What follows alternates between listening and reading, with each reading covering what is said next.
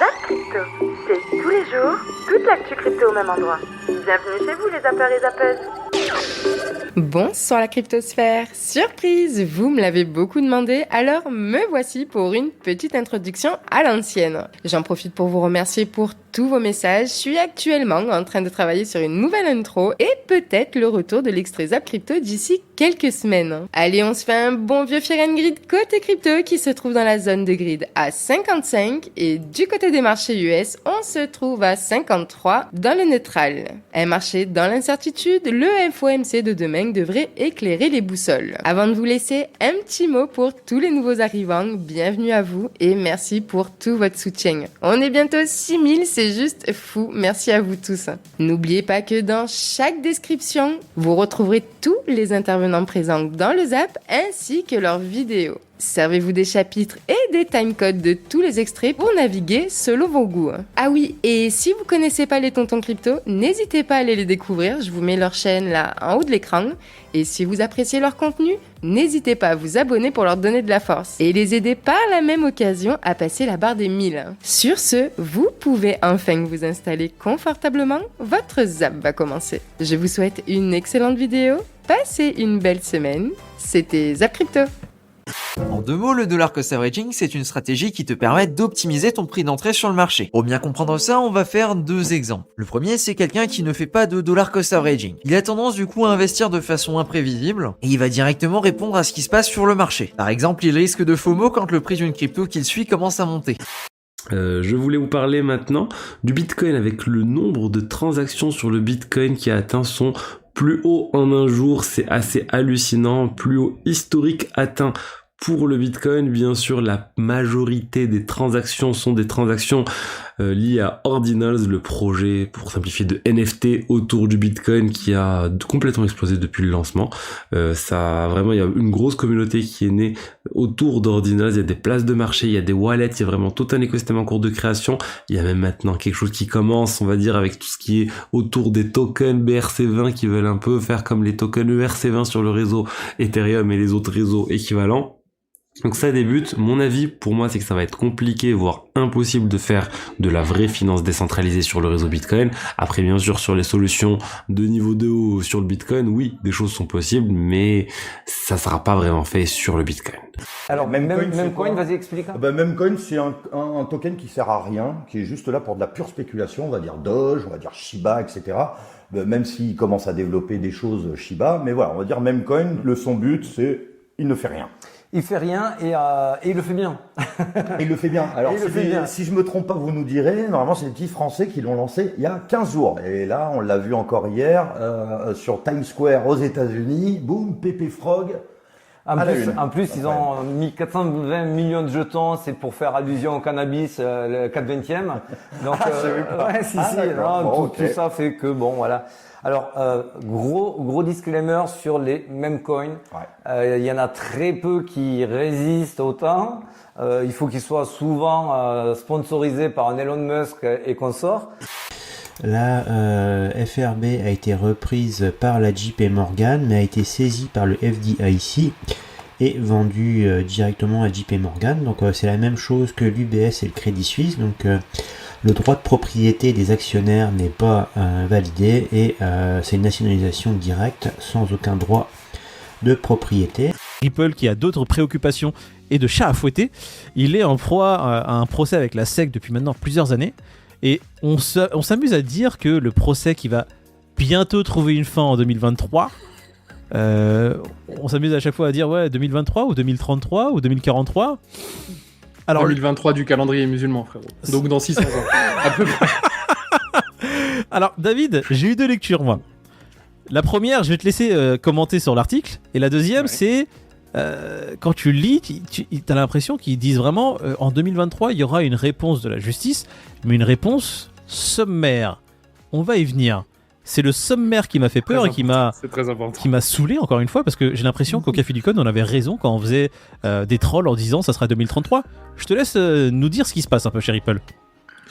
En fait, il y a pas mal d'éléments qui tendent à montrer que ce procès va connaître une fin heureuse pour Ripple et pour le token XRP du coup, mais comme tu dis, il y a peut-être une issue sommaire. Sommaire, ça veut dire quoi? Ça veut dire repousser l'échéance, les amis, tout simplement.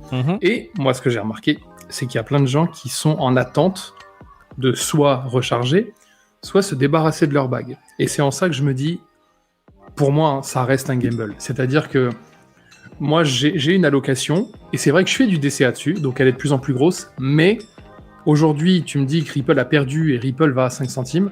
C'est dommage, mais bon, bah, c'est le gamble. Pour moi, c'est le gamble. ETH va à 5 centimes. Là, je pourrais me formaliser un peu plus, tu vois. Mais Ripple, admettons, je sais pas, je mets 10K dessus, du jour au lendemain, ça s'en va.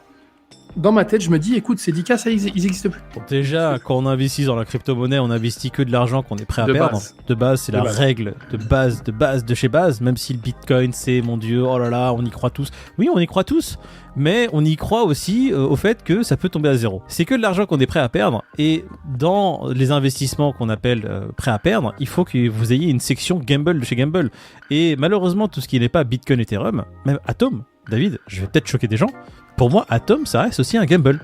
Mais tu sais, Atom, aujourd'hui, c'est ultra prometteur, mais il suffit qu'il y ait un autre oracle ou quoi qui arrive et qui bouscule les codes, bah Atom, salut. Hein. C'est ça. Tu vois. Donc du coup, même dans l'argent que vous êtes prêt à perdre, il faut que vous sachiez que le pourcentage que vous allez allouer à des projets comme Atom, comme UOS, comme je vais en passer, Caps, tiens, qui aime que je parle de ces projets parce que c'est des projets qui nous tiennent à cœur tous les trois. Oui, bon, parce le troisième que, n'est pas là. Caps c'est Peter. Fondamentalement, Caps c'est Peter, mais tous les trois on a un bac de Caps et Caps fondamentalement, typiquement, c'est nous on kiffe. Mais est-ce le que projet Caps va aller à $10 ou à $100? Non, il a plus de chances d'aller à zéro pour l'instant. Bref. Voilà, exactement. XRP en fait partie. Alors je sais que vous, XRPistes, vous êtes comme nous. Moi, pour Atom, je suis au même niveau que les XRPistes. Je suis à fond derrière Atom et j'y crois vraiment. Je peux comprendre que cette phrase puisse titiller, puisse énerver, dire ouais, non, mais écoutez, vous y connaissez rien, XRP, vous allez voir, c'est le turfu, etc. On vous comprend, on vous croit sur parole hein, que vous pensiez ça et on ne le juge pas du tout et j'espère pour vous que ça arrivera. Mais il faut quand même prévenir les gens qui nous écoutent, qui sont peut-être moins expérimenter que c'est un gamble tout... Enfin, il faut l'accepter. Je vous souhaite tout le bonheur du monde parce que mon bac de XRP sera comme le vôtre hein, si XRP augmente. L'Afrique du Sud a déclaré vouloir quitter la Cour pénale internationale. Le président brésilien Lula, de son côté, discute d'un plan de paix pour l'Ukraine en Chine où il propose que l'Ukraine cède la Crimée à la Russie. Enfin, pendant ce temps, l'Inde achète des grandes quantités de pétrole à la Russie pour les revendre aux Européens avec un bon premium de 30 à 40%. Le monde se reconfigure et au final, ce sont les Européens qui vont se faire grand remplacer, si je puis dire, en termes énergétiques par les pays de la Chine étendue et les Indiens. Mais si cela peut paraître tristoun pour le vieux continent, celui qui sait voir le monde en termes d'opportunités plutôt qu'en termes de nostalgie pourra comprendre et s'adapter pour en profiter. Nouveau monde, nouvelles règles, n'est-ce pas? Alors qu'est-ce que cela signifie pour les Européens, les Américains et l'Inde en l'occurrence? Ensuite, ça c'est un joli retour du bâton. Vous vous en souvenez, le FMI, les États-Unis et tout ça, la clique quoi. Espérez vraiment qu'El Salvador fasse un dépôt de paiement, retour du bâton. Peut-être ce sont les États-Unis qui vont faire un défaut de paiement. Ça serait historique. En tous les cas, il y a une mise sous pression de la Chambre des représentants, de Madame Yellen. Comment ça s'appelle? La présidente du Trésor américain qui envoie un signal d'alerte pour dire que potentiellement le 1er juin, les États-Unis font défaut. Donc je trouve que c'est un joli retour de bâton quand on se souvient ce qui s'est passé, des attentes, la mise sous pression sur El Salvador. Une information intéressante. Je pense qu'ils vont s'en sortir au final, mais en même temps, les États-Unis, c'est un peu chaud là avec l'émission de dollars. Point rapide sur la macroéconomie. Macroéconomie dans laquelle nous préparons clairement mercredi, donc c'est-à-dire demain, le FOMC. Nous avons le rapport Jolt qui tombe à 16h, assez peu d'impact je pense. On voit le PMI manufacturier 47,1, c'est plutôt positif, donc on est en train de repartir sur une forme haussière. On va avoir les PMI services aussi qui vont tomber à 15h45 mercredi, mais clairement on est en train de préparer mercredi, on est en train de préparer cette relevée des taux qui va être très importante avec ce qui est en train de se passer sur le domaine bancaire, donc on risque d'avoir de la volatilité en amont, on va avoir un calme avec une compression des liquidités pour ensuite créer la volatilité très forte, donc on va protéger ses positions et ça c'est le plus important. Pour la clôture mensuelle, on aurait bien aimé une clôture au-dessus des 30 000, hein. Ça fait très longtemps qu'on n'a pas clôturé au-dessus des 30 000 en mensuel sur le BTC. La dernière fois, c'était ici, c'était mai 2022, où on avait ouvert la bougie de mai à 37 000 et quelques, et ensuite voilà, gros dump jusqu'à 15 000. Donc voilà, zone dure, c'est pour ça qu'il y a un petit carré, un petit rectangle rouge ici. On voit notamment la clôture du bottom de l'été dernier à 35 000, plus les mèches du bottom de janvier 2022, et là on voit qu'on bute du coup sur une zone qui est plutôt une zone hebdomadaire au final, parce que si on regarde sur le mensuel, hormis la petite bougie d'ouverture ici, et donc de clôture du mois de mai qui est à 31 900, on n'a pas vraiment de clôture, on voit surtout des mèches, donc notamment toutes ces mèches ici, en fait c'est le bottom de l'été 2021 qui est ici, et pour l'instant ça nous sert de résistance, on n'arrive pas à passer au dessus, donc voilà. Et je pense que globalement, si on a une clôture au dessus d'ici, de ce niveau, de cette bougie ici, 31 500 $ en mensuel, on ira côté au niveau des prix entre 35 000 $, aux alentours des 35 000 $ qui est le bottom ici, et le bottom je vous disais tout à l'heure de décembre-janvier 2022. On va passer en semaine D avec pas mal de rejets à la hausse dans cette zone actuelle dans le passé. Rejet à la hausse ici, rejet à la hausse ici. Ici, on a fait une sorte de fake rejet à la hausse avant de se péter la gueule, et maintenant cette zone va devenir résistance. Et pour l'instant, il galère un peu à péter cette zone de résistance malheureusement. Même si on n'a pas trop de volume dans cette zone, ça reste quand même une résistance à prendre en compte. En plus de ça, on a ces diagonales qui font pas mal d'effets également dans le passé. Ici, on peut voir que c'est une résistance qui nous a rejeté à la baisse. Ici, c'était un support, donc le centre fait office de support. Et également, le bottom fait office de support. Et ici, si on se fait rejeter à la baisse, le prochain support serait plutôt bas, vu que ce serait le centre du range, et qui serait plus ou moins à 22 900 $. Ça peut faire très très mal aux bulles.